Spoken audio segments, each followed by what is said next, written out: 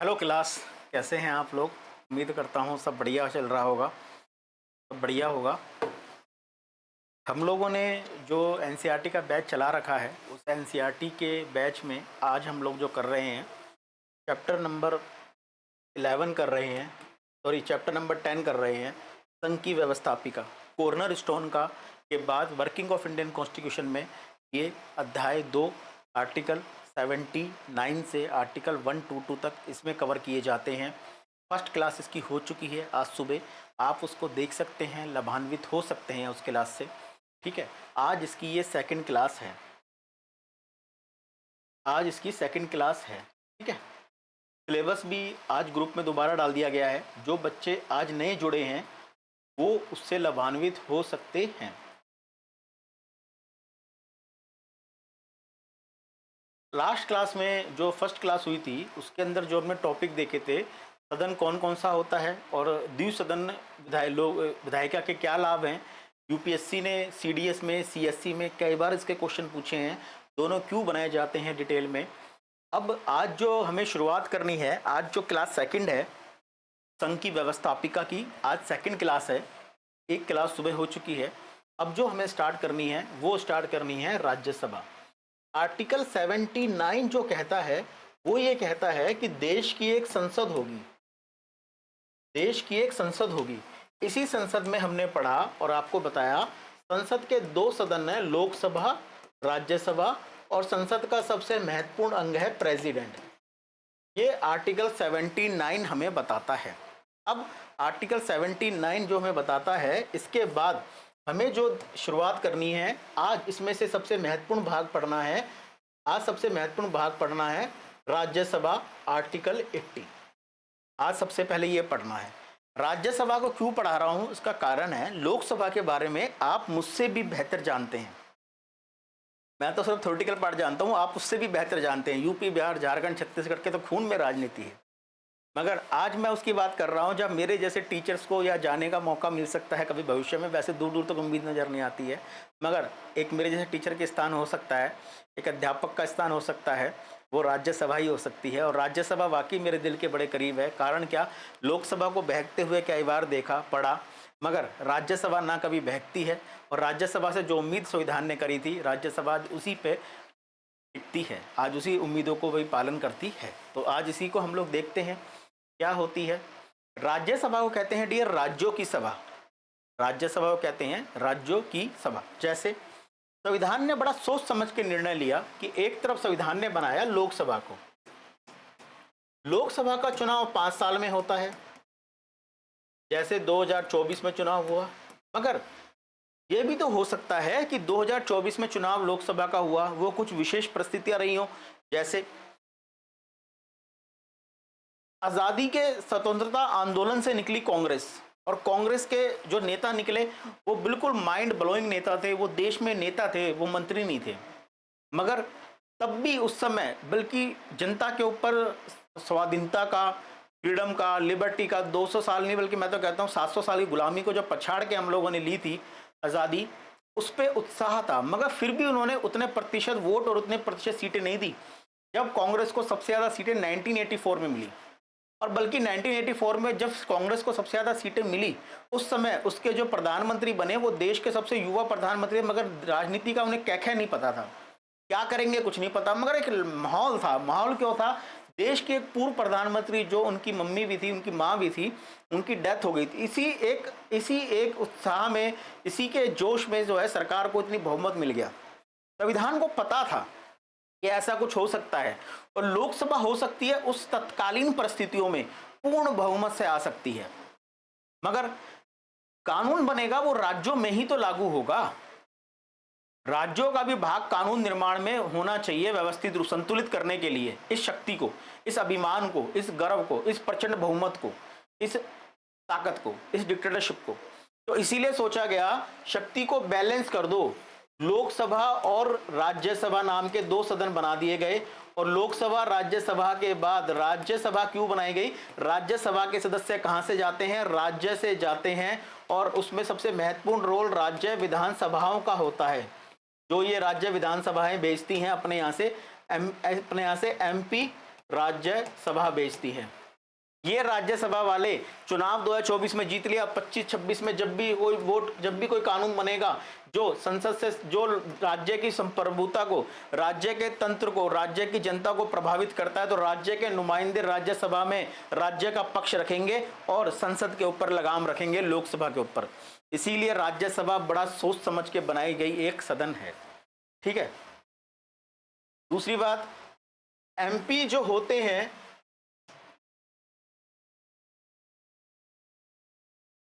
MP 3 प्रकार के होते हैं। एमपी का मतलब मेंबर ऑफ पार्लियामेंट, संसद में बैठने वाले को सांसद कहा जाता है, विधानसभा में बैठने वाले को विधायक कहा जाता है। विधायक राज्य की विधानसभा में बैठता है, संसद जो है देश की संसद में बैठता है, जिसे सांसद कहा जाता है। एमपी हमारे पास 3 प्रकार के पाए जाते हैं। एमपी, उनके पीछे लिखा रहता है एलएस, एलएस का मतलब एमपी है लोकसभा से। दूसरे एमपी आरएस, आरएस मतलब एमपी राज्यसभा से। तीसरे हैं एमपी लोकसभा से भी पहले होते थे, मगर अब 104वें संविधान संशोधन द्वारा खत्म कर दिया गया है, जो एंग्लो इंडियंस होते थे। अब होते हैं एमपी राज्यसभा एंड नॉमिनेटेड, जैसे रेखा जी हैं सिनेमा क्षेत्र से, खेल के क्षेत्र से अपने थे कम से सचिन तेंदुलकर जी थे, ज्ञान के क्षेत्र से कई व्यक्ति हो सकते हैं, राज्यसभा में ये जा सकते हैं। मंत्री राज्यसभा से हो, लोकसभा से हो, इलेक्टेड हो, नॉमिनेटेड हो, कोई फर्क नहीं पड़ता। एज ए एमपी तीनों की शक्ति, एज ए सांसद तीनों की शक्ति समान होती है, इसमें कोई भी विभेद नहीं है। इन तीनों में से कोई भी केंद्र में मंत्री बन सकता है, कोई भी केंद्र में प्रधानमंत्री बन सकता है। इलेक्टेड वाले भी बन सकते हैं, नॉमिनेटेड वाले भी बन सकते हैं। संविधान ने इन पे कोई भी रोक टोक नहीं लगाई है। राज्यसभा भारतीय संसद का उच्च सदन है, ठीक है। ये उच्च सदन है राज्यसभा, राज्यों का सदन बोला जाता है, काउंसिल ऑफ स्टेट बोला जाता है, कई प्रकार से इसे नाम लिया जाता है, ठीक है। राज्यसभा उच्च सदन है, लोकसभा निम्न सदन बोला जाता है। राज्यसभा एक उच्च सदन है, राज्यसभा राज्यों का प्रतिनिधित्व करती है। संविधान में अनुसूची 4 जो बताती है number of seats of Rajya Sabha, Rajya Sabha की सीटें कितनी होंगी, कौन सी होंगी, ये सारा बताती है, प्रतिनिधित्व करती है। किंतु इस द्वितीय सदन में अमेरिका की भांति समान प्रतिनिधित्व नहीं दिया गया है। अमेरिका में 50 राज्य हैं, 50 राज्यों में किसी की जनसंख्या मान लो 1 लाख है, किसी की 10 लाख है, वहां सबको रिप्रेजेंटेशन दे रखा है समान। भारत में ऐसा नहीं है। एक तरफ उत्तर प्रदेश है, जनसंख्या का अथाह समुद्र है उत्तर प्रदेश में, जनसंख्या की अनुपात में राज्यसभा में, जनसंख्या के अनुपात में राज्यसभा में उत्तर प्रदेश की सीटें सबसे ज्यादा हैं। तो एक तरफ सिक्किम जैसे प्रदेश हैं जहां 1 सीटें हैं, हरियाणा जैसे प्रदेश हैं जहां सिर्फ 5 सीटें हैं। तो अलग अलग प्रदेश है। कारण क्या, हमारे यहाँ लोकसभा में सीटें हों, राज्यसभा में सीटें हों, विधानसभा में सीटें हों, इन सब सीटों का निर्धारण जनसंख्या के बिहाफ पे किया जाता है। इसीलिए आंध्र प्रदेश और तमिलनाडु जैसे राज्य डिमांड कर रहे हैं अपने नागरिकों से कि अब आप बच्चे ज़्यादा पैदा कीजिए। अगर जनसंख्या इसी हिसाब से घटती गई तो लोकसभा, राज्यसभा, विधानसभा में हमारा प्रतिनिधित्व कम हो जाएगा। भारत में राज्यसभा में राज्यों का प्रतिनिधित्व उनकी जनसंख्या के आधार पर दिया गया है। जैसे अधिक जनसंख्या वाले उत्तर प्रदेश को 31 सीटें तथा छोटे व कम जनसंख्या वाले सिक्किम को 1 सीट दी गई है। भारत ने संघरात्मक सरकार की व्यवस्था स्वीकार की है, इसीलिए आवश्यक है केंद्र की विधि निर्माण प्रक्रिया में राज्यों की भी भागीदारी हो। उनकी भागीदारी राज्यसभा के माध्यम से सुनिश्चित की जाती है। बताया था ना 2024 के बाद 25-26 में भी राज्यसभा के द्वारा केंद्र की लोकसभा की शक्तियों को संतुलित किया जाता है।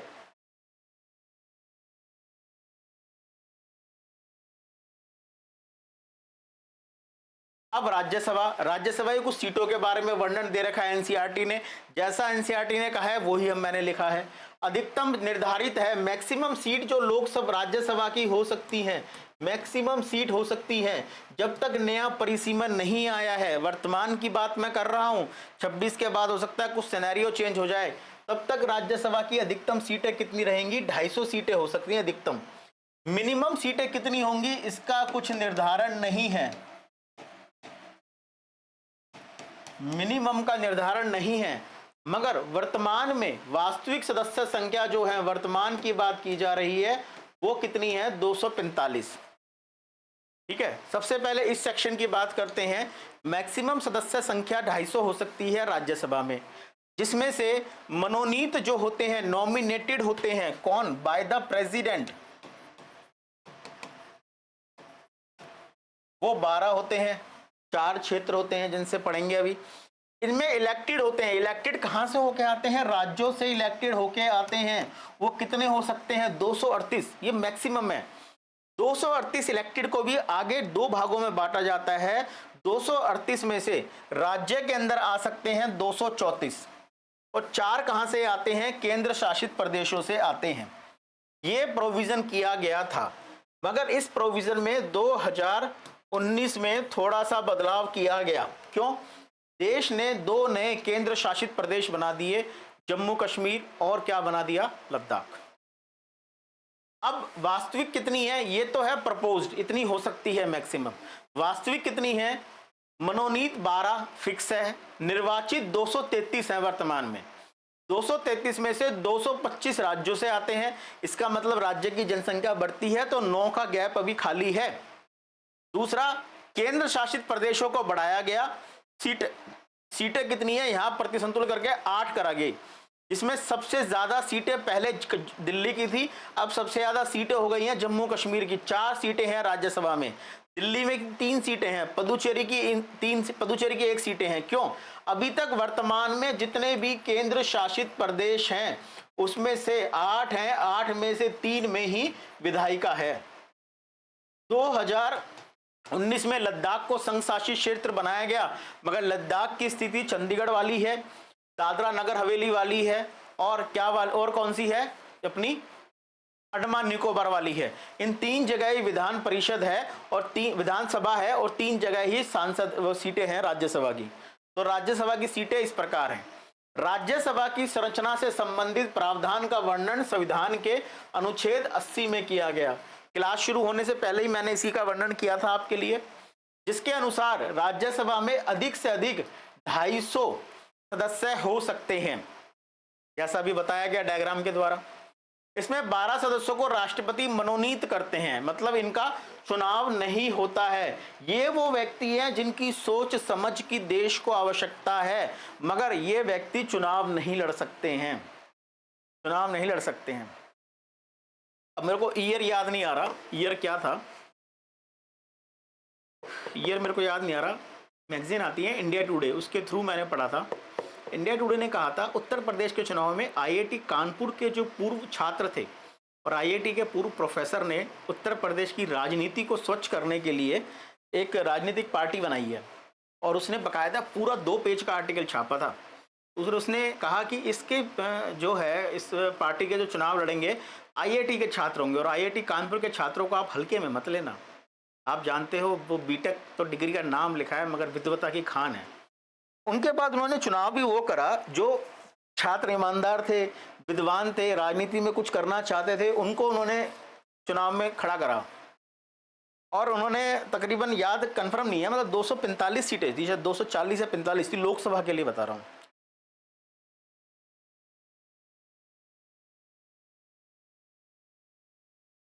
सॉरी 245 24-25 थी, सॉरी 24-25 सीटों पे उन्होंने अपने उम्मीदवार खड़े किए थे। और उन्होंने कहा कि हम लोग अभी ग्रामीण पृष्ठभूमि में नहीं जाएंगे, हम शहरी पृष्ठभूमि में जाएंगे, वहाँ के लोग आईआईटी कानपुर को समझते हैं। चुनाव हुआ, खैर वोटिंग हुई, मतदान हुआ, गिनती हुई वोटिंग की, रिजल्ट डिक्लेयर हुआ। आपको क्या लगता है कितने विद्यार्थी ऐसे हैं जो छात्र ऐसे थे या आईआईटी होल्डर ऐसे थे जिन्होंने चुनाव जीता होगा? 25 में से 1 2 3 4 5 6 कुछ तो होंगे। 0, एक ने भी चुनाव नहीं लड़ा, चुनाव ने जीता नहीं, जनता ने पसंद ही नहीं करा। कारण क्या? जनता चुनना चाहती है मनोरंजन वाले व्यक्ति को, मगर कुछ लोग देश के लिए ज़रूरी हैं, उनको राष्ट्रपति के द्वारा मनोनीत करवा दिया जाता है। उनकी वही पावर होती है जो बनारस से इस समय देश के प्रधानमंत्री चुन कर आए हैं एज ए एमपी लोकसभा, उनकी पावर वही होती है। इसीलिए राष्ट्रपति मनोनीत करता है। 238 सदस्य राज्य व संघ शासित क्षेत्रों के निर्वाचित प्रतिनिधि हो सकते हैं। वर्तमान में राज्यसभा में 245 सदस्य हैं। इसमें से 233 सदस्य निर्वाचित होते हैं। 12 सदस्य राष्ट्रपति की ओर से मनोनीत किए जाते हैं। संविधान की चौथी अनुसूची 4th शेड्यूल में प्रत्येक राज्य की निर्वाचित होने की सदस्य संख्या कितनी होगी लिखा गया है स्पष्ट। जैसे सिक्किम में कितनी होगी? 1। मैं नहीं मानता। मुझे तो चुनाव में हार गया विधानसभा के, मुझे तो जाना है केंद्र में, तो मुझे चुनाव लड़ाओ। तो संविधान ने स्पष्ट कर दिया, भाग 4 संविधान का, शेड्यूल 4, वहाँ पे सब लिखा हुआ है। यूपी की 31 सीटें होंगी। कौन होगा ये निर्धारित आप करो, मगर 31 आ सकते हैं। हरियाणा के 5 आ सकते हैं, दिल्ली के 3 आ सकते हैं। राज्यसभा के सदस्यों का अब निर्वाचन देखते हैं। निर्वाचन क्या होता है? निर्वाचन इनका डायरेक्ट नहीं होता, इनडायरेक्ट होता है। डायरेक्ट होता तो लोकसभा की तरह ये भी बहक सकते हैं। राज्यसभा में प्रत्येक राज्य से आए सदस्यों का निर्वाचन अप्रत्यक्ष रूप से होता है, इनडायरेक्ट होता है। उस राज्यसभा के विधानसभा के निर्वाचित सदस्यों, वहां भी कौन भाग लेंगे इसके निर्वाचन में? सिर्फ राज्य विधानसभा के निर्वाचित, राज्य विधानसभा में मनोनीत भाग नहीं लेंगे। गवर्नर एक मनोनीत सदस्य कर सकता था, एंग्लो इंडियन, वो भाग नहीं लेता है। वो अनुपातिक प्रतिनिधित्व की एकल संक्रमणीय मत पद्धति द्वारा किया जाता है। जैसे राष्ट्रपति उपराष्ट्रपति का चुनाव होता है, वही प्रक्रिया होती है।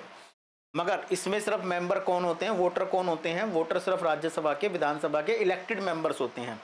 राज्यसभा में 12 सदस्य राष्ट्रपति के द्वारा, 4 क्षेत्र हैं, कौन कौन से?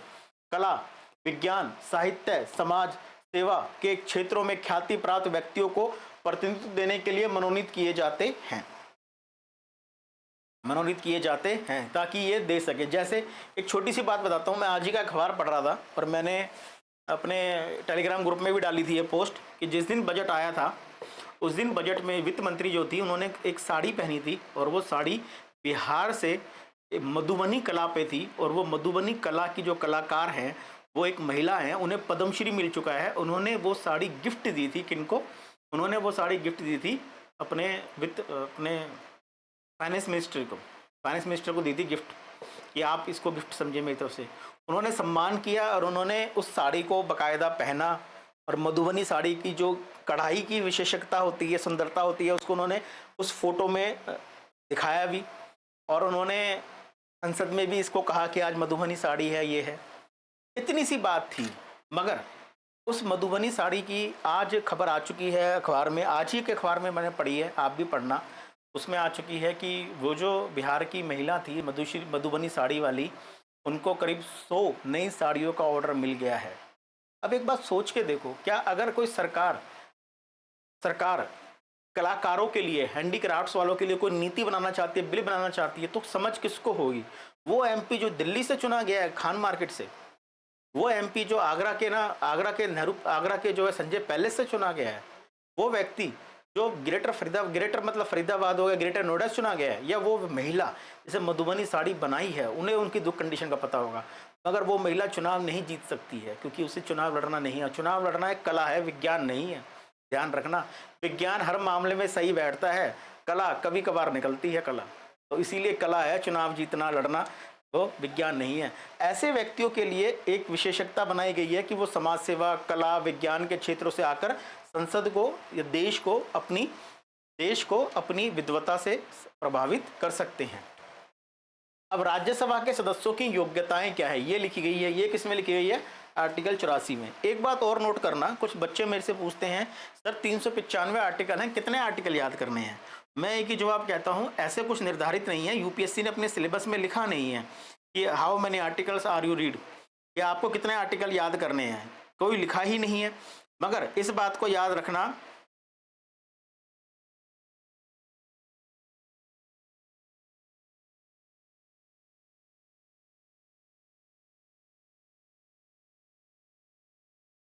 इसको याद रखना, इस बात को, आर्टिकल हम कितने याद करें कुछ निर्धारित नहीं है। मगर हाँ, मैं कहता भी नहीं सारे आर्टिकल याद करो, मगर आप एक काम करो, आप कम से कम उन आर्टिकल को याद रखो जो आर्टिकल में एनसीईआरटी ने स्पष्ट उल्लेख किया है। वो आर्टिकल तो आपको मेमोराइज होने चाहिए। इतना तो यूपीएससी आपसे उम्मीद रख सकती है। और जो टीचर ये अभी भी कह रहे हैं यूपीएससी में आप फैक्ट को याद मत करो, कंसेप्ट को करो, कंसेप्ट को करो, तो वो एक पुराना राग अपना रहे हैं, पुराना राग। उन्होंने 2024 का प्रीलिम्स का पेपर देखा ही नहीं है, अगर देखा है तो वो भूल चुके हैं। प्रीलिम्स का पेपर यूपीएससी की ऑफिशियल वेबसाइट पे अवेलेबल है, आप लोग डाउनलोड कीजिए और आप देखिए यूपीएससी ने फैक्ट भी पूछना शुरू कर दिया है, क्योंकि यूपीएससी ने कहीं नहीं लिखा कि कंसेप्ट ही पूछूंगी। यूपीएससी ने सिलेबस दिया है, वो कुछ भी पूछ सकती है। वो ये वादा नहीं है कि 1857 की क्रांति के समाज पे प्रभाव क्या पड़े यही पूछेगी, वो ये भी पूछ सकती है 1857 की क्रांति में दिल्ली किस दिन पहुंचे थे क्रांतिकारी, पहुंच सकती है। और उसने पूछा भी है फैक्ट। तो इसीलिए आप लोग वो आर्टिकल याद करो, वो तो कम से कम याद होने चाहिए जो एनसीईआरटी ने स्पष्ट रूप से उल्लेखित कर रखे हैं। 84 के अनुसार राज्यसभा के सदस्यों के रूप में निर्वाचित होने वाले व्यक्ति की निम्नलिखित योग्यता होनी चाहिए, जो सबकी कॉमन होती है, राष्ट्रपति की, वाइस प्रेसिडेंट की या जुडिशरी में सबकी एक कॉमन है। सबसे पहली वो तो क्या है, वो भारत का नागरिक हो, भारत में जन्मा हुआ ना हो, जन्मा हुआ हो तो बढ़िया, ना हुआ तो कोई दिक्कत नहीं है, वो भारत का नागरिक हो, कम से कम 30 वर्ष की आयु पूरी कर चुका हो। लोकसभा के लिए है 25 वर्ष, मगर राज्यसभा के लिए है 30 वर्ष। उम्र भारत में परिपक्वता का निशानी होती है, मैच्योरिटी की निशानी होती है उम्र। और ये फैक्ट भी है। अपने पिताजी के साथ बैठोगे तो उनसे कोई अपनी प्रॉब्लम शेयर करोगे ना, फैमिली की या शिक्षा की, तो उनके पास बहुत अच्छा जवाब होगा। हम लोग सोचते ही हैं यार मेरे बाप ने क्या यूपीएससी दी है, मगर आपके बाप ने यूपीएससी तो नहीं दी है, मगर जीवन की यूपीएससी उन्होंने आपसे डबल काटी है। तो वो जो अनुभव से बताएंगे ना वो सही बताएंगे। और जिन परिवारों में पिता की चलती है, आज के तो धारा ही उल्टी चल रही है। एक हमारे सर टीचर पढ़ाते हैं, उनका लड़का करीब है 23 साल का है, उनका बेटा, उनके साथ मैं गया था, उनके घर पे पहली बार गया था। तो उन बाप बेटों के बीच में मतलब या तो कह लो हम ग्रामीण पृष्ठभूमि से हैं या पिछड़े हैं, कैसे भी कह सकते हो आप, हम स्वीकार है और हमें वो कंडीशन स्वीकार है, दिल से स्वीकार है। वो अपने पिताजी से बार बार बात करते, अरे पापा यार, अरे यार तुम्हें नहीं पता इस बारे में, समझा करो यार, तुम ऐसा नहीं होता। मतलब ये उनकी एक बातचीत की कला थी। अब मतलब हम तो ये मानते हैं कि डर जो बनाया गया है, पिता का सम्मान है, वो बना रहना चाहिए। मध्यम वर्ग के अंदर ये बहुत बड़ी चीज़ है। और जिन घरों में पिता का सम्मान रहता है, डर रहता है ना, वो अगर टूटते भी नहीं है, बिखरते भी नहीं है। शक्ति का स्रोत घर में हो या केंद्र में हो या एक ही होना चाहिए। अगर दो स्रोत होते हैं ना, घर बिगड़ जाता है, देश बिगड़ जाता है, परिवार बिगड़ जाता है। वहाँ पे ये कंडीशन है। भारत के अंदर उम्र एक परिपक्वता की निशानी होती है, मैच्योरिटी की निशानी होती है। हरियाणा के ग्रामीण देहात में जो कही जाते हैं ना, वो कहावत सही कही जाती है। जो मैं कह रहा हूँ सही कह रहा हूँ, मान ले, ये बाल मैंने धूप में सफ़ेद नहीं करे हैं, धूप में धोले नहीं किए हैं, कारण सही है। इसीलिए बड़ा सोच समझ के कहा, लोकसभा 25 साल चल जाएगी मगर राज्यसभा 30 साल। अनुभव बढ़ जाएगा उम्र के साथ। उस व्यक्ति ने कम से कम 2 या 4, 3 चुनाव तो देखे होंगे अपनी आंखों के सामने। तो इसीलिए कहा गया है 30 वर्ष। वह मानसिक रूप से भी स्वस्थ होना चाहिए, वह दिवालिया ना हो, दिवालिया ना हो। यहाँ पे आर्थिक रूप से कहा गया है, मानसिक रूप से कुछ क्लियर नहीं है, बस कहा गया दिवालिया ना हो। जिस राज्य का वह प्रतिनिधित्व करना चाहता है वह उस राज्य के संसदीय क्षेत्र का मतदाता हो। मगर ये लाइन बाद में हटा दी गई है, जिस राज्य का वो प्रतिनिधित्व करना चाहता है। अमेठी के राजा चुनाव लड़ना चाहते थे राज्यसभा का, मगर वो राज्यसभा का चुनाव के लिए सीट खाली नहीं थी उस समय, तो उन्हें कहीं और से चुनाव लड़वाया एनडीए सरकार ने। और वर्तमान में देश के 2004 से लेकर 14 तक देश के जो प्रधानमंत्री रहे थे वो मतदाता थे चंडीगढ़ के, मगर उन्होंने चुनाव लड़ा था असम से। तो ये अब नहीं है। वर्ष अच्छा लिख रखा है आगे, वर्ष 2003 में सरकार ने राज्यसभा के निर्वाचन के लिए यह बाध्यता भी समाप्त कर दी। मतलब आप पूरे भारत में कहीं से भी चुनाव लड़ सकते हो राज्यसभा के। मगर मैं कहता हूँ, मगर मैं तो हूँ नहीं किसी काबिल, मगर मैं ये कहता हूँ ये गलत है। जैसे मैं आज भी इस बात को स्वीकार करता हूँ, यूपी पीसीएस ने जो 22 दिसंबर 2024 का पेपर लिया, उसने फैक्ट डिटेल में पूछा, उसका अधिकार है। उसने करंट अपनी मर्जी का पूछा, उसे अधिकार है।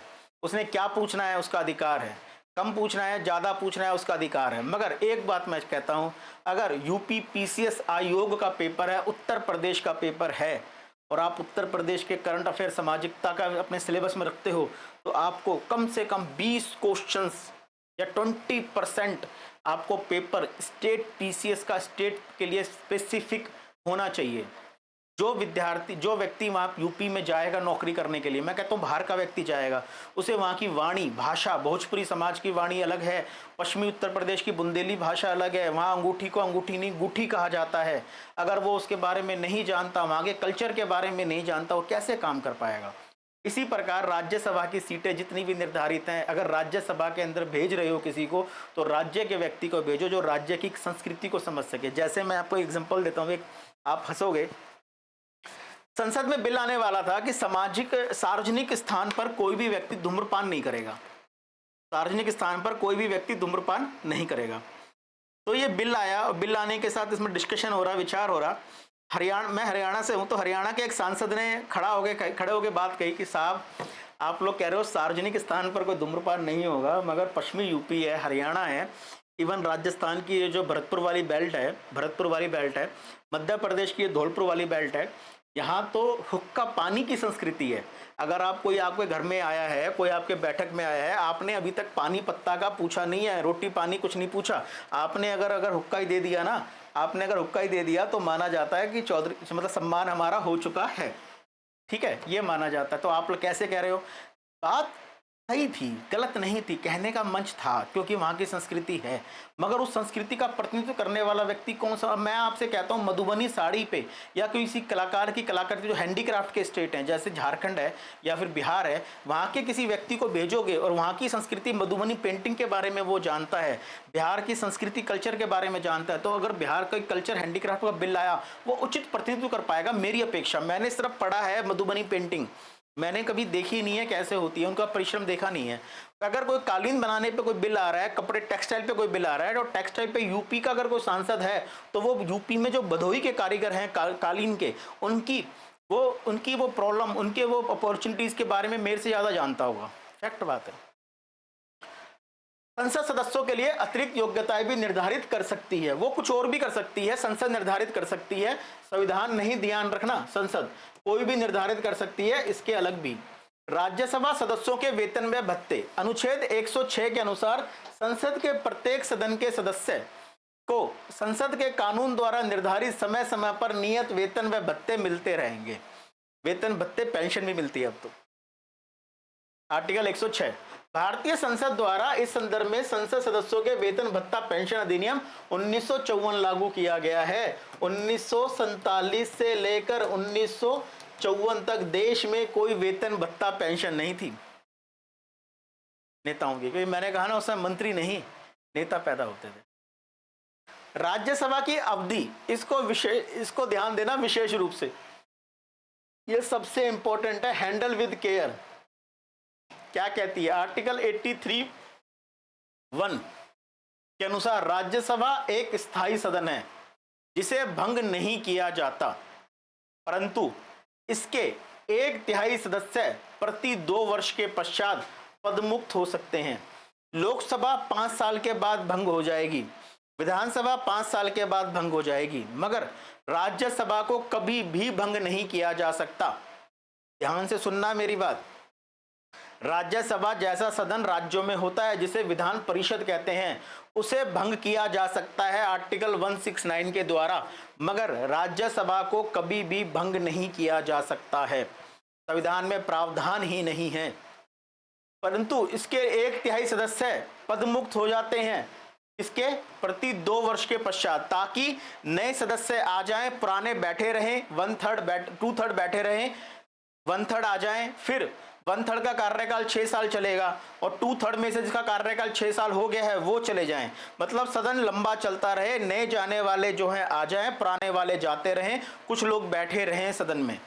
अखंड ज्योत होती है ना जो हमारे घर में जलती है, कि कोई ना कोई तो बैठा रहेगा मंदिर में। अखंड ज्योत को ना सूना नहीं छोड़ा जाता, जो हम बोलते हैं देहाती भाषा में, कि सूना नहीं छोड़ा जाता, कोई ना कोई बैठेगा। मम्मी बैठेगी, मम्मी को रोटी बनानी है, कुछ बनानी है, दादी बैठ जाएगी, दादी को अगर नींद आ रही है, कुछ जाना है, तो कोई बच्चा स्कूल से आने वाला है उसे बैठा देंगे, ताकि बैठक बनी रहे। ऐसे ही विधानसभा, ऐसे ही राज्यसभा की व्यवस्था बनाई गई है। राज्यसभा के प्रत्येक सदस्य का कार्यकाल 6 वर्ष का होता है। वह पुनः निर्वाचित हो सकते हैं 6 वर्ष के बाद, दोबारा 6 वर्ष, दोबारा 6 वर्ष। जैसे देश के भूतपूर्व प्रधानमंत्री थे, असम से चुने गए, 2014 में फिर चुनाव हुए, 2011 में फिर चुने गए वो। राज्यसभा में राज्यों का प्रतिनिधित्व यहां आपको याद करना है, और ये याद करना है स्टेट के लिए तो याद करना है, मस्ट है स्टेट के लिए तो, मगर स्टेट के साथ साथ आप यूपीएससी के लिए भी याद करना। यूपीएससी ये प्रश्न अब दे सकती है किसमें कितने सांसद हैं राज्यसभा से। इसके साथ साथ यूपीएससी ये भी कह सकती है सबसे ज्यादा सीटें इन राज्यों में है, 2-3 राज्य का नाम लिख देगी, सबसे कम सीटें इन राज्यों में 2-3 राज्य का नाम लिख देगी। तो आपको ये मेमोराइज होना ही होना चाहिए। तो आंध्र प्रदेश में है 11, अरुणाचल प्रदेश में, नॉर्थ ईस्ट में मैक्सिमम एक ही है। असम को छोड़ दें, असम एक्सेप्शन है क्योंकि असम से ज़्यादा नॉर्थ ईस्ट के सभी राज्य निकले हैं तो ये बड़ा है। असम में 7 हैं, बाकी नॉर्थ ईस्ट में मैक्स एक ही है। अरुणाचल प्रदेश 1 है, बिहार में 16, गुजरात 11, हरियाणा 5, हिमाचल 3, छत्तीसगढ़ 5 है, झारखंड है, कर्नाटका है, महाराष्ट्र है। सबसे ज़्यादा जो है यूपी 31, उसके बाद याद कर लो महाराष्ट्र 19, उसके बाद बिहार है 16। अभी देखते हैं तमिलनाडु। अब ये देखो नॉर्थ ईस्ट है, मणिपुर, मेघालय, मिजोरम, नागालैंड एक है, उड़ीसा है, पंजाब 7, राजस्थान 10 है, सिक्किम भी देखो नॉर्थ ईस्ट में एक ही है, तमिलनाडु 18।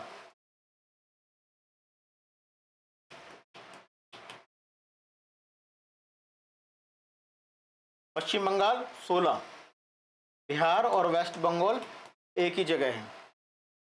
तो ये आपको याद रखने हैं। त्रिपुरा देखो नॉर्थ ईस्ट में, अभी वही आ गया। उत्तर प्रदेश सबसे हाईएस्ट तो कभी भी पूछा है ना, लोकसभा की सीट हाईएस्ट कहाँ है, राज्यसभा की, विधानसभा की, विधान परिषद की, एक ही नाम है उत्तर प्रदेश, क्योंकि सीटें पॉपुलेशन के बेस्ड बनाई जाती हैं। पॉपुलेशन के मामले में उत्तर प्रदेश का कोई हाथ नहीं पकड़ सकता। हमारे टीचर एक सही कहा करते थे कि वैसे तो पूरे भारत में अपनी अपनी भाषाओं में आशीर्वाद दिया जाता है, दूधो नाव पूतो फलो। तो दूधो नाव और पूतो फलो का आशीर्वाद सिर्फ जो वास्तविकता में होता है वो उत्तर प्रदेश में लगता है बड़े जोर से। फैक्ट है, दूधो नाव, दूध का प्रोडक्शन इस समय उत्तर प्रदेश दूध के प्रोडक्शन में नंबर 1 है, प्रति व्यक्ति दूध की उपलब्धता में नंबर 1 है, पूतो नाव में भी सबसे नंबर 1 है, सबसे ज़्यादा जनसंख्या उत्तर प्रदेश की है। उत्तर प्रदेश जनसंख्या इतनी है कि विश्व के 5 जो देश हैं उसको मिला सकता, अगर मतलब देश घोषित कर दिया जाए 5वां देश बन जाए ये पूरे विश्व का। अंडमान निकोबार का है नहीं, क्योंकि राज्यसभा में अंडमान निकोबार का प्रतिनिधित्व क्यों नहीं है, क्योंकि वहां पे विधानसभा नहीं है। राज्यसभा के सदस्यों को चुनने के लिए विधानसभा के निर्वाचित सदस्य होने चाहिए। विधानसभा के निर्वाचित सदस्य कब होंगे, जब विधानसभा होगी। अंडमान निकोबार में कोई विधानसभा नहीं है। चंडीगढ़ में विधानसभा नहीं है। दमन दीव दादरा नगर हवेली में विधानसभा नहीं है। दिल्ली में विधानसभा है जिसका चुनाव भी है 5 फरवरी को, तो इसीलिए 3 है। लक्षद्वीप में कोई विधानसभा नहीं है। पुदुचेरी में विधानसभा है तो यहाँ पे 1 है। जम्मू कश्मीर में 4 है। पहले सबसे ज्यादा राज्यसभा की सीटें विधानसभा में संघ राज्यों में दिल्ली की थी, मगर अब जम्मू कश्मीर की हो गई हैं। ये सीटें हैं। लद्दाख में नहीं है। कुल नॉमिनल सदस्य 12 हैं। इस प्रकार से 245 सदस्य बन जाते हैं जो वर्तमान में हैं राज्यसभा के अंदर। राज्यसभा के पदाधिकारी निम्नलिखित हैं। कौन पदाधिकारी हैं? राज्यसभा के एक्स ऑफिशियो चेयरमैन जो हैं वो सभापति और उपसभापति की बात चल रही है। भारत के उपराष्ट्रपति राज्यसभा के पदेन सभापति हैं। पदेन सभापति के लिए एक्स ऑफिशियो, मच्छर बैठा है क्या? एक्स ऑफिशियो चेयरमैन है राज्यसभा के सभापति, पदेन सभापति। पदेन सभापति का जो पद है ना डियर, वो आप अर्थशास्त्र में भी पढ़ते हो, अर्थशास्त्र में पढ़ते हो, नीति आयोग में। नीति आयोग में कहा जाता है नीति आयोग के अध्यक्ष जो है पदेन सभापति प्रधानमंत्री होते हैं। मतलब वो व्यक्ति जिसका चुनाव उस पद के लिए नहीं होता, उसका चुनाव किसी और पद के लिए होगा, मगर ऑटोमेटिकली वो किसी और संस्थान का अध्यक्ष ही बन जाएगा। जैसे चुनाव हुआ किसका, एमपी का, प्रधानमंत्री बन गया, वो प्रधानमंत्री बनेगा जो भी व्यक्ति, वो नीति आयोग का अध्यक्ष अपने आप बन जाएगा। उसके लिए कोई प्रक्रिया, कोई चुनाव, कोई मेमोरेंडम, कोई ना बिल, कोई न्यूज से लेटर में कोई वैकेंसी कुछ नहीं होती है उसके लिए। ऐसे ही है, जो भी भारत का उपराष्ट्रपति होगा वो राज्यसभा का पदेन सभापति अपना हो जाएगा। और ध्यान रखना, उपराष्ट्रपति के चैप्टर में मैंने क्लियर बताया है, उपराष्ट्रपति को मिलने वाला वेतन है as a vice president of India नहीं मिलता है। उनको वेतन किस लिए मिलता है? उनको वेतन मिलता है as a ex officio chairman of Rajya Sabha. 89 होता है, अर्थात वह तब तक उपराष्ट्रपति के पद पर रहता है जब तक कि वह राज्यसभा का सभापति रहता है। जब तक जब तक उपराष्ट्रपति के पद पर रहता है, जब तक वह राज्यसभा का उपसभापति रहता है, वह राज्यसभा की बैठकों की अध्यक्षता करता है, उसका कार्य संचालन करता है। Head of Rajya Sabha is vice president. अनुच्छेद 89(2) के अंतर्गत राज्यसभा के उपसभापति को राज्यसभा के सदस्यों में से चुना जाता है। राज्यसभा के उपसभापति की बात चल रही है, ध्यान रखना, सभापति की बात नहीं चल रही है, उपसभापति की बात चल रही है, वाइस चेयरमैन की। तो चुना जाता है। उपसभापति सभापति की अनुपस्थिति में सभापति के दायित्वों का निर्वहन करते हैं। जब सभापति नहीं है देश में, वाइस प्रेसिडेंट किसी काम से फॉरेन टूर पे गए हैं या बीमार हैं या वो नहीं उपलब्ध हैं, तो उनके स्थान पर राज्यसभा की अध्यक्षता जो करता है वो करता है कौन? वो करते हैं हमारे वाइस चेयरमैन करते हैं। राज्यसभा के सभापति का कार्यकाल 5 वर्ष का होता है। राज्यसभा के सभापति का कार्यकाल, ध्यान रखना इस लाइन से थोड़ा सा, ये लाइन आयोग ने कई बार पूछी है, तो वो लिखता कैसे, वो प्रश्न को देखना, वो लिखता है राज्यसभा के सदस्यों का कार्यकाल 6 वर्ष होता है, परंतु राज्यसभा के सभापति का कार्यकाल 5 वर्ष होता है। तो थोड़ा सा बच्चा जिसका बेस कमजोर है ना, वो तुरंत गलत करेगा इसको, ऐसा कैसे हो सकता है? विधानसभा में मुख्यमंत्री का कार्यकाल 5 साल, विधानसभा का कार्यकाल 5 साल, सदस्य का कार्यकाल 5 साल होगा, मगर हाँ राज्यसभा के सदस्य का कार्यकाल पूछा जाए 6 साल, मगर उसके जो सभापति हैं उसका कार्यकाल है 5 साल। अभी पेपर हुआ था छत्तीसगढ़ पीसीएस का, छत्तीसगढ़ पीसीएस के एग्जाम में आया था, देश में वो कौन सा पद है जिसका अध्यक्ष का कार्यकाल उसके सदस्यों की अपेक्षा कम होता है? देश में क्या क्वेश्चन था?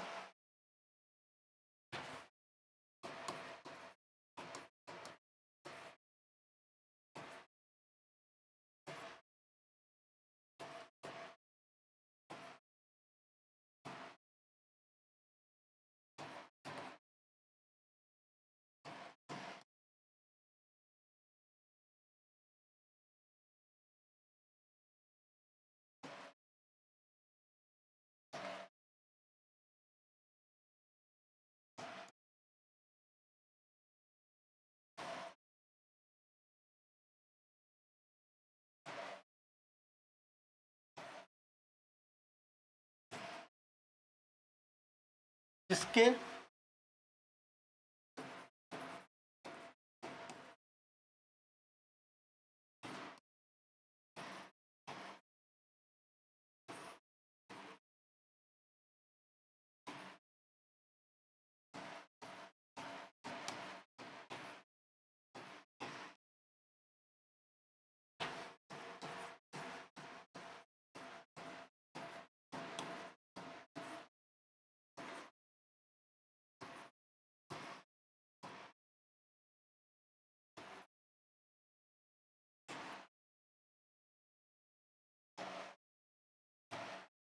इसके नीचे फिर 4 ऑप्शन थे, Lok Sabha, Rajya Sabha, legislative assembly, legislative council, 4 option थे। इसी में से हमें बताना था क्या हमारा आंसर है। तो इसका आंसर एनसीईआरटी ने स्पष्ट रूप से लिखा है, राज्यसभा के सभापति का कार्यकाल 5 साल होता है। क्यों होता है? क्योंकि वो राज्यसभा का सदस्य नहीं होता है, वो उसने चुनाव जो लड़ा है, किसका लड़ा है? सभापति जो है वो not a member of Rajya Sabha, उसने चुनाव लड़ा है राष्ट्रपति, उपराष्ट्रपति का, और उपराष्ट्रपति का कार्यकाल संविधान ने 5 साल रखा है। महासचिव जो होता है राजनीतिक पद नहीं है, नौकरशाही का पद है। यह सभी संसदीय कार्य क्रियाकलापों परंपरागत मामलों में सभापति व सदन के सदस्यों को सलाह देता है।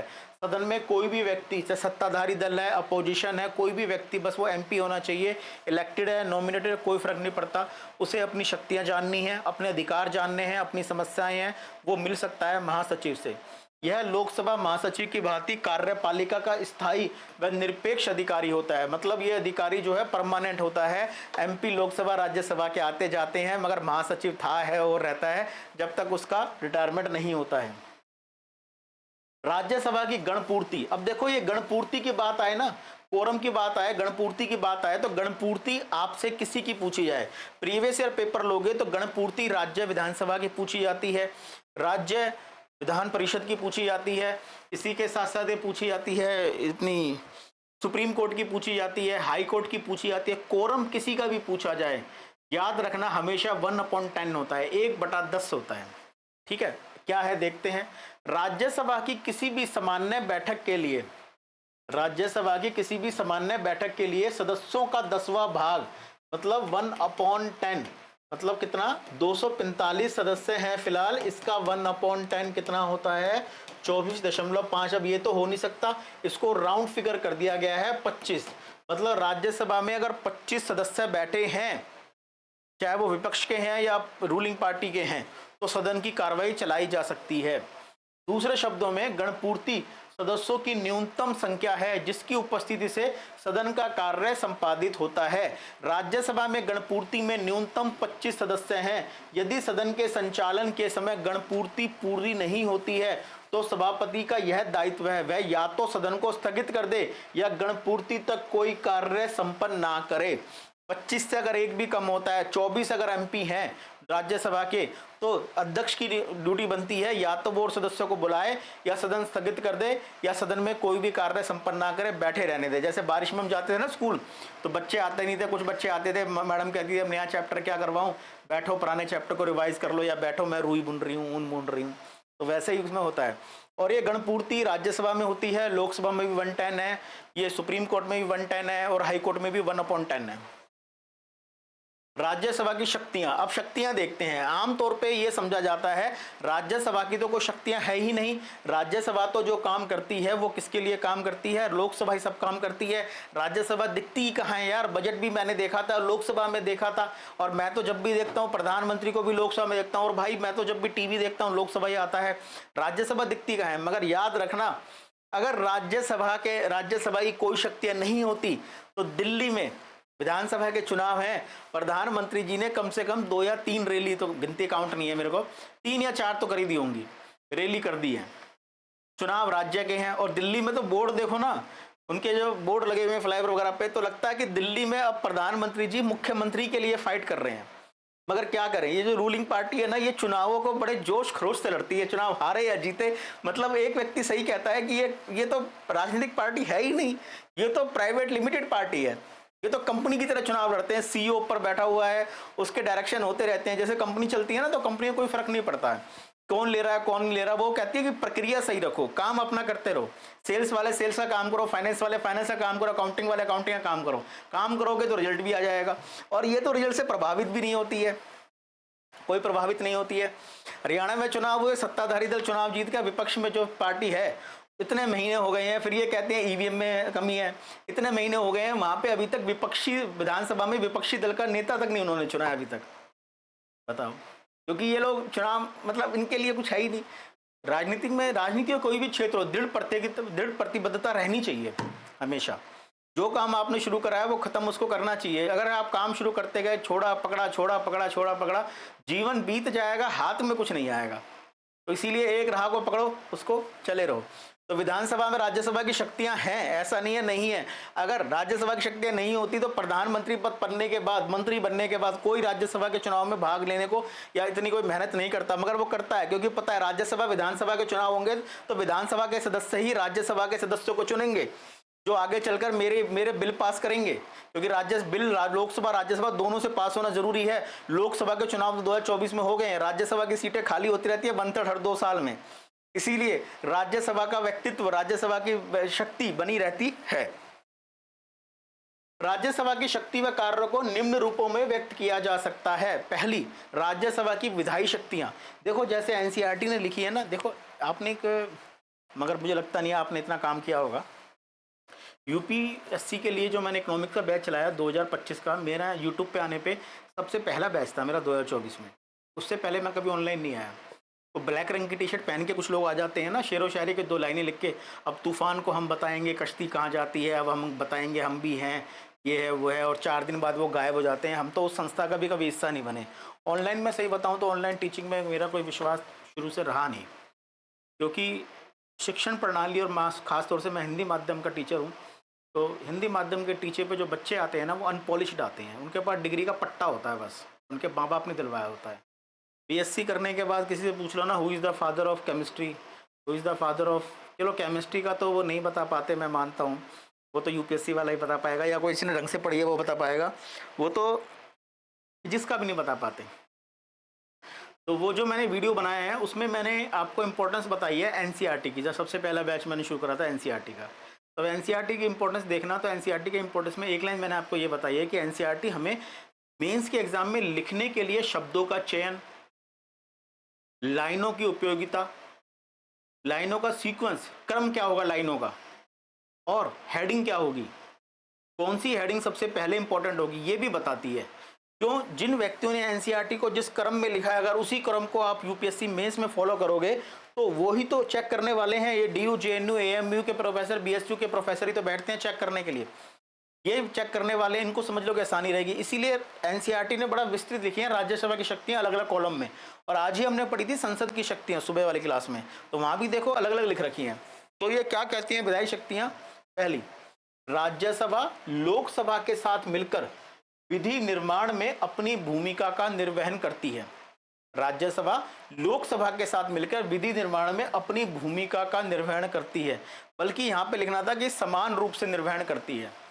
साधारण विधेयक को, जिसमें धन विधेयक को छोड़कर सदन के दोनों सदनों में से किसी भी सदन में प्रस्तुत विधेयक किया जा सकता है। धन विधेयक जो आता है ये सिर्फ सबसे पहले लोकसभा में आता है, सबसे पहले बोल रहा हूं मैं, ये नहीं बोल रहा कि सिर्फ आता है।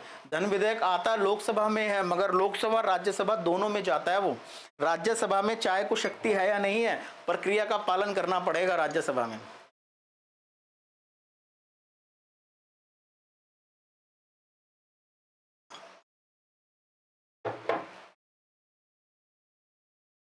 धन विधेयक राज्यसभा में नहीं आता है, बाकी सभी विधेयक आपकी इच्छा है, आप लोकसभा में लाओ, राज्यसभा में लाओ, कहीं भी लाओ, कोई इशू नहीं है। प्रत्येक विधेयक को दोनों सदनों द्वारा पारित होना होता है।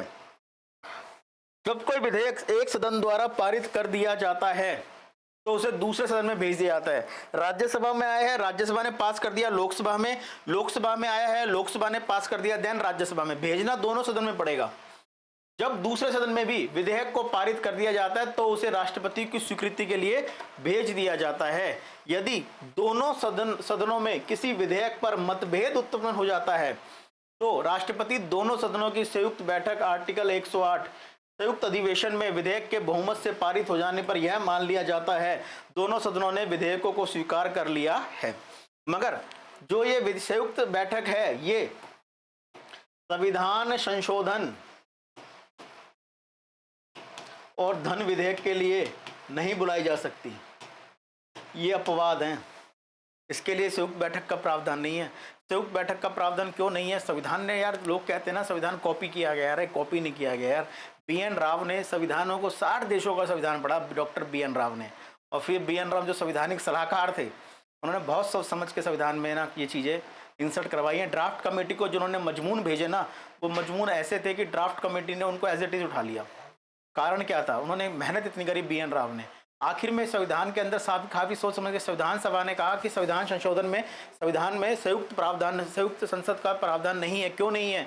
जब संयुक्त होंगे ना तो 245 तो राज्यसभा के हैं, लोकसभा के 545 है, तो लोकसभा का ही पूर्ण बहुमत हो जाएगा। लोकसभा में सत्ताधारी दल का बहुमत होता ही है, राज्यसभा में भी उनके सदस्य होते ही हैं, तो बहुमत किसका हो जाएगा? लोकसभा दोबारा छा जाएगी, तो लोकसभा चल तो जाएगा मतलब संविधान में, क्योंकि कई बार दोनों में ना मतभेद भी इतने हो जाते हैं, मतभेद के लिए शक्ति का सहारा लिया जाता है सॉरी, शक्ति का सहारा लिया जाता है मतभेद को सुलझाने के लिए। सुप्रीम कोर्ट भी कहता है ना भाई, कोर्ट भी यही कहता है ना, दो भाइयों में मुकदमा हो गया, पिताजी की गुजर गए बिना वसीयत करे, दो भाई मुकदमा हो गया कि रोड वाली जमीन मैं लूंगा, पीछे वाली जमीन तू ले, नहीं मैं लूंगा ये लूंगा। आखिर में शक्ति का, अगर आखिर में इन बहसों में चली गई न्यायालय, तो जिनमें कोई अंत ही नहीं है बहस का, आखिर में न्यायालय निर्धारण करती है मेरा निर्णय अंतिम है और ये फैसला दिया गया है, सुप्रीम कोर्ट के बाद कोई नहीं जा सकता। तो इसीलिए इसको कहा गया है, और इसीलिए संविधान संशोधन में शक्ति ना हो जाए लोकसभा की, इसीलिए सोच समझ के कहा गया है संयुक्त अधिवेशन नहीं होगा। पढ़ेंगे अभी और आर्टिकल 108 में पहुंचेंगे। तो अब विधायी शक्तियों के बाद वित्तीय शक्तियां क्या हैं? धन विधेयक के संबंध में राज्यसभा को लोकसभा की अपेक्षा कम शक्तियां प्राप्त है। ध्यान रखना, मैंने कुछ टीचर कहते हैं कि धन विधेयक पर राज्यसभा की कोई शक्ति नहीं है, गलत। धन विधेयक लोकसभा में पहले प्रस्तुत किया जाएगा, उसके प्रस्तुत करने के बाद उसे राज्यसभा में भेजा जरूर जाएगा 100%।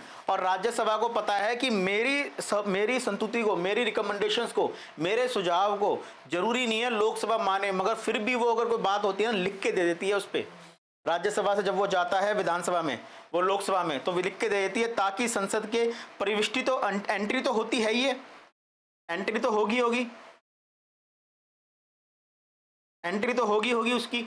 और एंट्री होने के बाद अगर कल को वो संविधान ने नहीं माना तो संसद में कह सकती है, राज्यसभा कहती है कि हमने वो बिल आया था और हमने उस बिल को भेजा है, और उस बिल के ऊपर हमने स्पष्ट रूप से लिखा था कि इस बिल में ये कमियां हैं, संसद ने, लोकसभा ने पढ़ा ही नहीं। ये भी होता है, क्योंकि संविधान में कहते हैं ना, हरियाणा की दीवारों पर एक लाइन लिखी हुई थी बहुत पहले, अब तो पुराने लोग हैं हरियाणा में, वो जानते होंगे।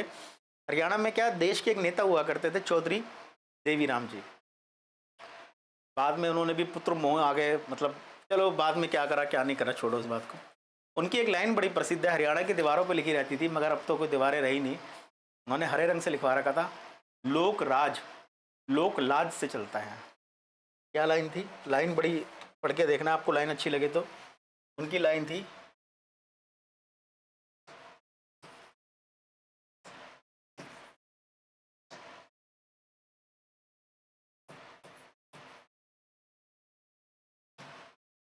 लोक राज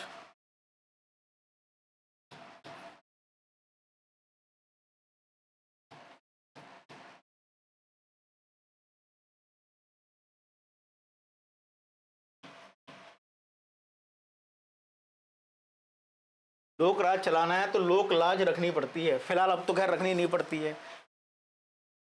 बिहार के पूर्व मुख्यमंत्री चारा घोटाले में जेल गए, आज भी सम्मानित हर मंच पे बैठे रहते हैं। हरियाणा के भी पूर्व मुख्यमंत्री गुजरे हैं, जेबीटी भर्ती कांड में वो जेल में थे। जेल में रहने के बाद उनके मरने पे हमारे देश के उपराष्ट्रपति जी पहुँचते हैं।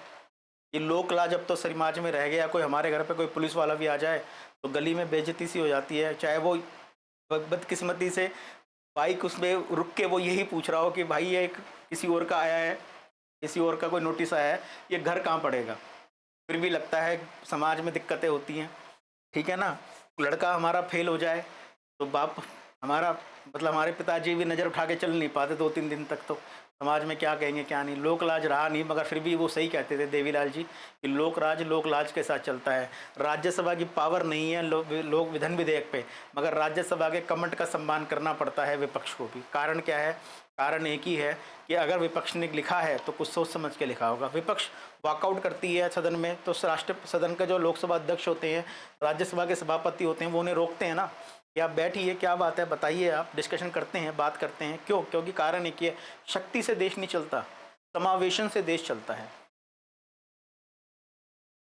अपेक्षा कम शक्ति है। धन विधेयक को लोकसभा में ही प्रस्तावित किया जा सकता है, केवल लोकसभा में ही, मगर पास नहीं कर, पास राज्यसभा भेजेगी, लोकसभा से पारित होने के पश्चात ही उसे राज्यसभा में भेजा जाता है। राज्यसभा धन विधेयक को 14 दिनों के अंदर लोकसभा को वापस भेजना होता है। अगर लोकसभा नहीं भेजती है 14 दिन में तो माना जाता है राज्यसभा ने पास ही कर दिया। इस संदर्भ में राज्यसभा उसे या तो स्वीकार कर सकती है या संशोधन प्रस्तावित कर सकती है, किंतु वह धन विधेयक को अस्वीकार नहीं कर सकती है, अस्वीकार नहीं कर सकती है। ठीक है, संशोधन करने का प्रस्ताव कर सकती है या स्वीकार कर सकती है। संशोधन करने के लिए आपको सलाह दी गई है, आप मानो या मत मानो कोई इशू नहीं है, मगर हाँ फाइल में नोटिंग होके जाती है बाकायदा कि राज्यसभा में ये कहा गया है इस बिल पे। अब एक तीसरी शक्ति, कार्यकारी शक्तियां, थर्ड। राज्यसभा को लोकसभा की अपेक्षा कम कार्यकारी शक्तियां प्राप्त हैं। क्यों? क्योंकि राज्यसभा को डायरेक्ट जनता ने नहीं चुना है। राज्यसभा को मंत्री से उनके विभाग से संबंधित सूचना प्राप्त करने का भी अधिकार प्राप्त है, जैसे लोकसभा में सदस्यों को है। राज्यसभा सरकार के विरुद्ध अविश्वास प्रस्ताव पास नहीं कर सकती है। अविश्वास प्रस्ताव सिर्फ लोकसभा में आता है, क्योंकि मंत्री परिषद सिर्फ लोकसभा के प्रति उत्तरदायी है सामूहिक रूप से। अच्छा लिखा है इसने, क्योंकि मंत्री परिषद सामूहिक रूप से लोकसभा के प्रति उत्तरदायी होती है। संविधान संशोधन की शक्तियां, राज्यसभा लोकसभा की भांति संवैधानिक संशोधनों को पारित करती है, सिमिलर पावर है। भारतीय संविधान में किसी भी संशोधन के लिए सदन के किसी भी सदन में विधेयक प्रस्तुत किया जा सकता है। अब इन लाइनों को पढ़ो, ये लाइनें बेस लाइनें हैं, दिमाग में कंसेप्ट क्लियर करने वाली लाइनें हैं। विधेयक को प्रत्येक सदन राज्यसभा व लोकसभा दोनों के कुल सदस्य संख्या के पूर्ण बहुमत व उपस्थित व मतदान करने वाले सदस्यों के 2/3 बहुमत से पारित होना आवश्यक है। ये कंडीशन संविधान संशोधन विधेयक में है। ये तो है ही है। इसके अलावा अगर संविधान संशोधन विधेयक राज्यसभा की शक्तियों से या संघीय व्यवस्था से संबंधित है तो राज्य विधानसभा में भी भेजा जाता है। अन्य शक्तियां, राज्यसभा राष्ट्रपति व उपराष्ट्रपति के चुनाव में भागीदारी करती हैं, मगर only elected members, not nominated. और उपराष्ट्रपति के चुनाव में, उपराष्ट्रपति का चुनाव होगा बोथ कौन कौन, इलेक्टेड प्लस नॉमिनेटेड, दोनों करती है। राज्यसभा में सर्वोच्च न्यायालय व उच्च न्यायालय के न्यायाधीशों, controller, auditor general of India, CAG इत्यादि को पद से हटाने की प्रक्रिया का संचालन किया जा सकता है। राज्यसभा के विशिष्ट अधिकार हैं। राज्यसभा राज्यों का प्रतिनिधित्व करने वाली संस्था है। यस, पहले ही बताया था जब क्लास शुरू हुई थी जब।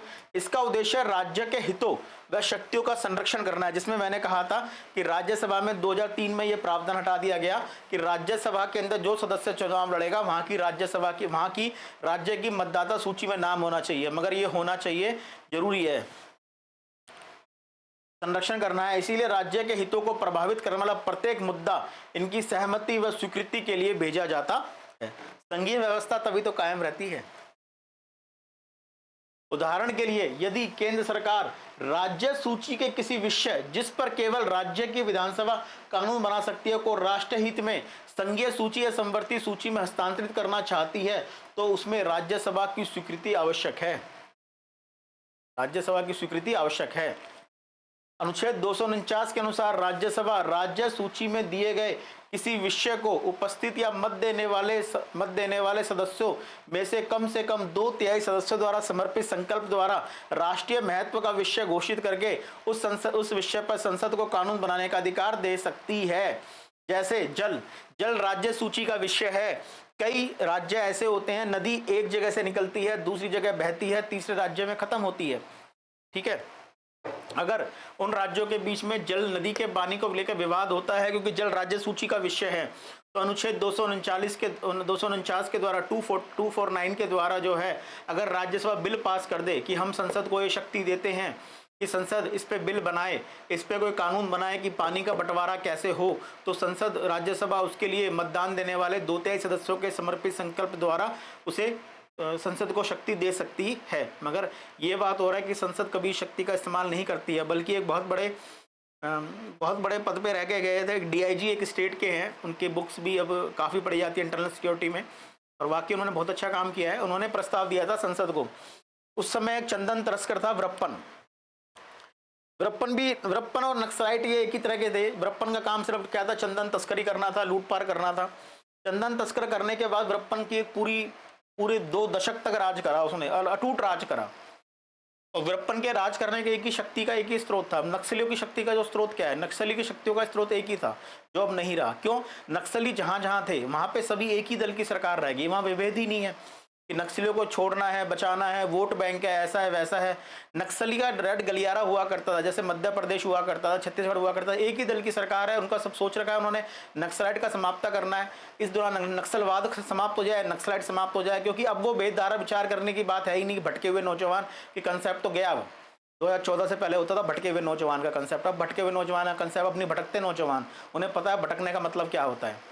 ठीक है, तो वो गलियारा हुआ करता था। मगर ये लोग क्या चले जाते थे, ये लोग एक राज्य से दूसरे राज्य की सीमा में चले जाते थे। जो राज्य सरकार की पुलिस इनके विरुद्ध कार्रवाई करती, जवान काम करते, बलिदान करते, बल्कि अपने आप को उन परिस्थितियों में काम करते। हमारे देश के जवान जो हैं, सैनिक फोर्स के जवान हैं, पुलिस फोर्स के जवान हैं, पैरामिलिट्री फोर्सेज हैं, तो ये अलग दूसरे राज्य में चले जाते। अब दूसरे राज्य की प्रक्रिया वहाँ जाके उन्हें क्या नाम है, बताना, पूछना, उनकी पीछा करने से रुकना क्योंकि वहाँ उनके अधिकार नहीं है, ये सारी दिक्कत हुआ करती थी। उन्होंने काफ़ी समय कहा था राज्यसभा को कि आप नक्सलाइट के लिए और चंदन तस्कर को पकड़ने के लिए आप शक्ति के लिए एक फोर्स बनाइए जिसमें सभी राज्यों की पुलिस हो, ताकि वो एक मल्टीपल स्टेट ऑपरेशन करके उनको कंट्रोल कर सके। मगर राज्यसभा ने कभी इस पावर का इस्तेमाल ही नहीं करा। और आर्टिकल 249 का इस्तेमाल रेयरेस्ट है। अगर इसका इस्तेमाल राज्यसभा करे तो काफ़ी मुद्दे सुलझ सकते हैं, काफ़ी मुद्दे।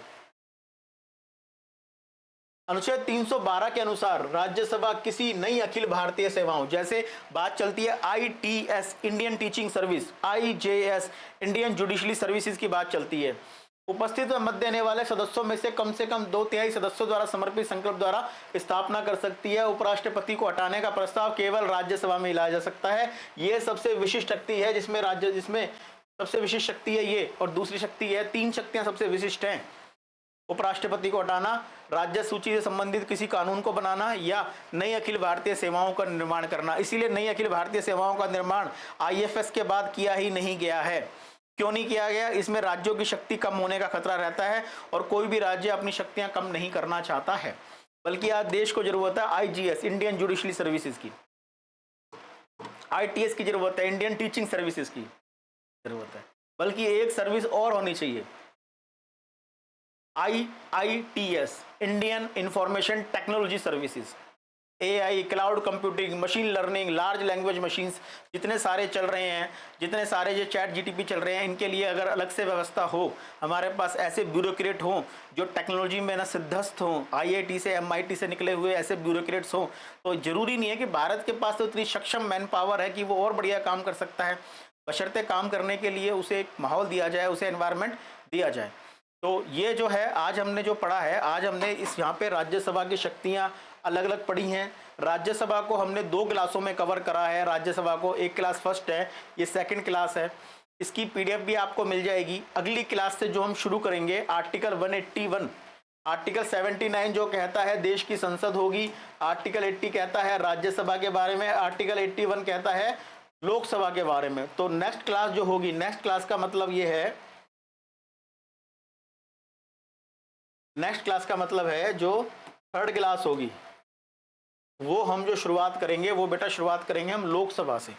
लोकसभा को जानेंगे, लोकसभा को समझेंगे, लोकसभा के बारे में चीज़ों की क्लियरेंस लाएंगे, लोकसभा क्या होती है क्या नहीं।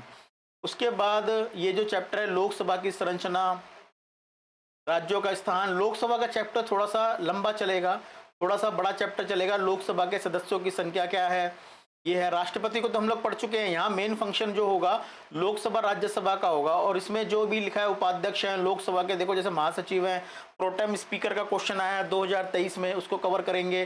सदन के नेता, विपक्षी दल है, ये सारे इसके अंदर कवर हो जाएंगे। क्लास थर्ड होगी।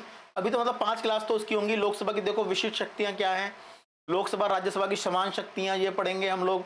लोकसभा राज्यसभा की तुलनात्मक शक्तियां, कंपेटिबिलिटी करने से कंसेप्ट क्लियरेंस हो जाता है, बिल्डअप हो जाता है। और उसके बाद संसदीय सत्र कौन कौन से हैं, उसके बाद लोक संसदीय विशेष अधिकार 105 है, ये पढ़ेंगे। ये सारा की सारा भी मतलब काफ़ी लंबे टॉपिक चलेगा, ये काफ़ी ये लंबा टॉपिक चलेगा, जिसको हम लोग पढ़ेंगे, समझेंगे, जानेंगे। निंदा प्रस्ताव क्या होते हैं, धन विधेयक के बारे में अलग से पढ़ेंगे। जो धन विधेयक और साधारण विधेयक का ये डिफ्रेंशिएट करके पढ़ाया जाएगा ताकि समझ में चीज़ें आ जाएँ। तो डियर, आज की कक्षा का समापन हम यहीं करते हैं।